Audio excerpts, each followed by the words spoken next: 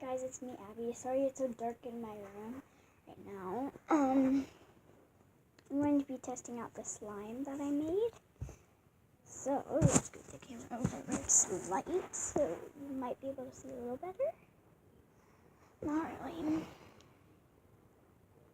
And it's a little better. So this slime, it's purple because I can't really see it right now.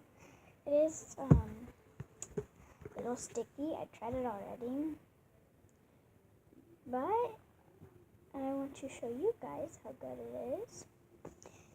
I mean, in my opinion, it is pretty good. But if you don't like sticky slime, I would recommend not using this method that I use to make fluffy slime. I like mine kind of sticky, so it can last longer. So let's get right to the kitchen.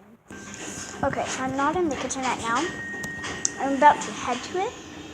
I'm in my living room right now, and I'm not going to talk a lot when I get to the kitchen, because I want you to hear how good this slime is. Alright, let's go.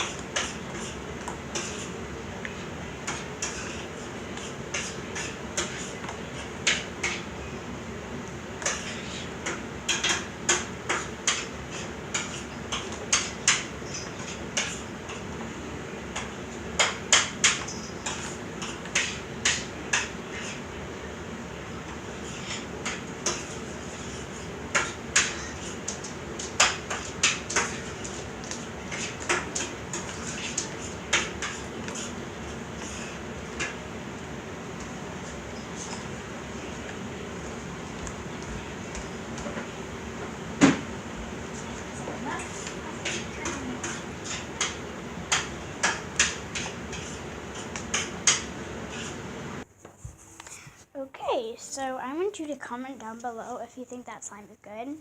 I'm sorry if you couldn't hear the sound of it. I'm going to give you a tutorial of what you need and show you how to make it if you want to make fluffy slime.